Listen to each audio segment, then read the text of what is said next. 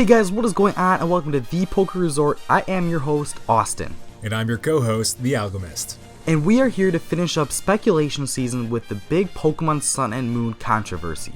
Will there be a Generation 7 or 6.5? In this video, we will be discussing 10 reasons why Sun and Moon will be an addition to Gen 6. Then go to the TheAlgamist channel to see 10 reasons for Gen 7. Let's get it started. How many new Pokemon do we get in the Kalos region again? Not counting Megas, only 71. That's a pretty low number. In fact, it's less than half of the original Gen 1 Pokemon. Feels like we're only halfway done the generation, but that's just the tip of the iceberg.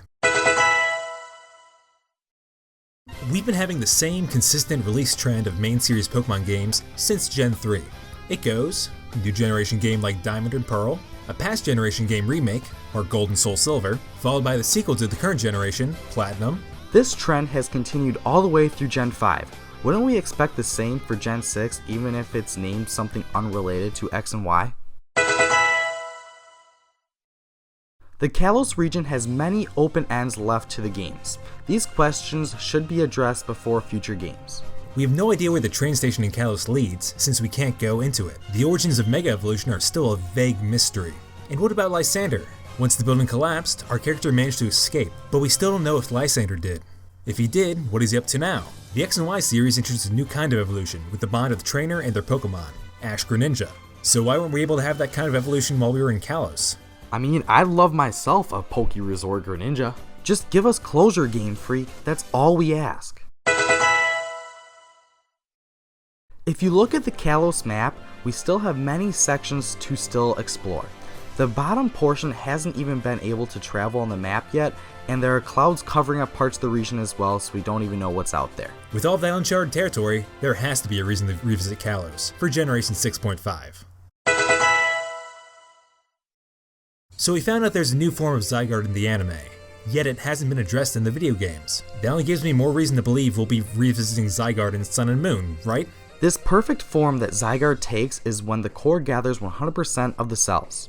When the ecosystem is under threat and the core concludes that the 50% form will be unable to deal with it, the core takes on the complete form. Its power is said to be greater than that of the legendary Pokemon Xerneas and Yveltal. So if this Pokemon is supposed to be stronger than Xerneas and Yveltal, shouldn't this Pokemon have a huge arc in the Kalos region? Zygarde literally had no plot in X and Y, and could be only caught in its 50% form. There has to be something in store for us to get to the bottom of this whole Zygarde situation, because there has never been anything in anime with this big of a deal for a Pokemon in the show to not have a similar experience in the game as well. Also, if you look at Zygarde closely at its complete form, it has both of the colors from Pokemon Sun and Pokemon Moon version in it, so it may have some ties with the upcoming games to give further reason that we will be staying in the Kalos region in Sun and Moon. Our next Generation 6.5 point has to do with the upcoming movie Volcanion and the Ingenious Magearna. Volcanion, which is a Pokemon from Kalos, has a distinct connection to Magearna for some reason. Now, why would a Pokemon be connected to another one if they are both from different regions? Normally, Pokemon from different regions have no connection to one another, which is why they are from different regions. So since Magearna has this connection with Volcanion, it's likely that Magearna lives in the Kalos region, which would make it a Kalos Pokemon. Since Magearna isn't listed in Omega Ruby and Alpha Sapphire or X and Y, it must be listed in the next game for the current region it resides in. If it follows suit with the movie, we should be seeing Sun and Moon in the Kalos region. How many Pokemon does Ash have so far in Kalos? 5. So you're telling me he doesn't have a full roster yet? Nope. That means the Kalos region still has more potential. Ash still needs to fill up that open slot, including some time training his new team member. Now don't forget, he could be filling up his team with future undiscovered Kalos Pokemon before he takes on the Kalos League, which is why we are waiting for Ash to add more members to his team, since they haven't even been discovered yet in the Kalos region. Another reason that there will be Generation 6.5 was highlighted by Birdkeeper Toby from his video, The Sundial in Anastar City. The titles of the Sun and Moon games point to a celestial connection. Obviously, we're pairing the Sun version with the Sundial. To match it, there must be a new parallel structure, the Moondial, which is strongly hinted at in X and Y, that would match the Moon version. The Moondial could represent another universe thanks to Hoopa's special ability.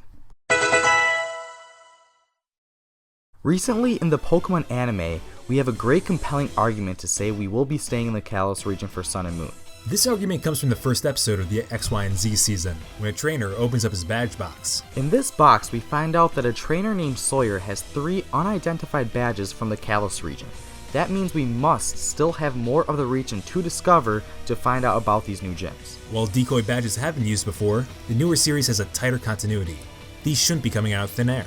Right. There are many other undiscovered gym leaders from unidentified badges from the other series of anime.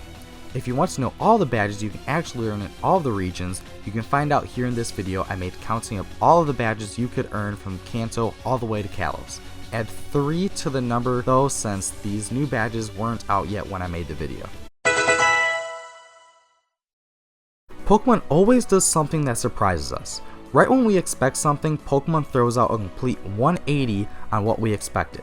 So just because Generation 7 seems logical, don't forget we are dealing with the Pokemon Company and they always try to do something that we never would see coming. These guys gave us Black and White 2 when we were expecting Gray. They gave us X and Y when we were expecting Colors. And now Sun and Moon instead of Z.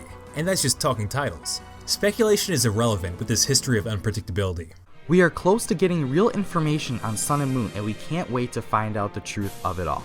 It's time for this video to come to an end. But that means it's time for another video to begin. On the flip side, check out our video on my channel on why Sun and Moon will be Gen 7. If you guys enjoyed this video, give it a like to show your support. Don't forget to subscribe to our channels for quality content like the video you just watched. Have a good one guys, and see ya on the Algamist channel.